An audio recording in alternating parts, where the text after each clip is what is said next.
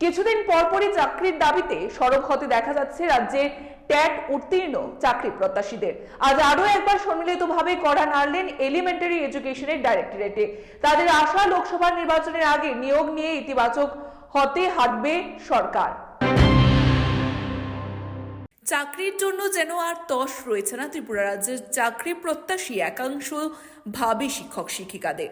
প্রায় প্রতিদিন পালা করে বিভিন্ন জায়গায় নিজেদের চাকরির দাবিতে অভিযান সংগঠিত করছেন বিগত 2022 সালে এই রাজ্যের ট্যাট উত্তীর্ণ 3 শতাধিক চাকরি প্রত্যাশী। এরই মধ্যে একাধিকবার রাজ্যের মুখ্যমন্ত্রী সহ বিভিন্ন মন্ত্রীদের দরবারে কড়া নাড়ার পর অবশেষে আজ আরও একবার সম্মিলিতভাবে চাকরি প্রত্যাশীদের একাংশ অভিযান সংগঠিত করলেন এলিমেন্টারি এডুকেশনের ডাইরেক্টরেটে। লক্ষ্য একটাই ছিল, ডাইরেক্টরেটের শুভাশিস বন্দ্যোপাধ্যায়ের সাথে দেখা করা।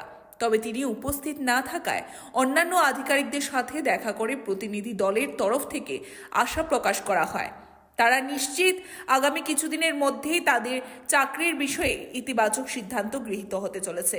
এ প্রসঙ্গে তাদের বক্তব্য হচ্ছে, যেহেতু সামনেই লোকসভা নির্বাচন, তাই যেন সরকার লোকসভা নির্বাচনের প্রক্রিয়া শুরু হওয়ার আগে তাদের চাকরির বিষয়টা বিবেচনা করেন, তাহলে সবারই ভালো হবে। পাশাপাশি ভবিষ্যৎ শিক্ষকদের তরফ থেকে 2-1 এটাও দাবি করেছেন, যেহেতু একদিকে তাদের চাকরির প্রয়োজন, আরেকদিকে রাজ্যের শিক্ষকের প্রয়োজন, তাই এই উভয় দিকের প্রয়োজন মেটানোর একটাই রাস্তা, অনতিবিলম্বে ট্যাট উত্তীর্ণদের নিয়োগ করা। বরাবরের মতোই আজ আরও একবার সংশ্লিষ্ট চাকরি প্রত্যাশীরা রাজ্যের মুখ্যমন্ত্রী সহ তথা শিক্ষামন্ত্রীর কাছে তাদের ব্যাপারে ইতিবাচক পদক্ষেপ গ্রহণ করতে আবেদন জানান। Bureau report, Tripura news 8। এই তো আজকে আমাদের টেট 1 আর টেট 2 যে কি আপডেট রয়েছে দপ্তরে, নিয়োগ প্রক্রিয়া কতটুকু চলছে, কি হচ্ছে, ওইটা জানার জন্য আজকে আসা। কি বলেছে?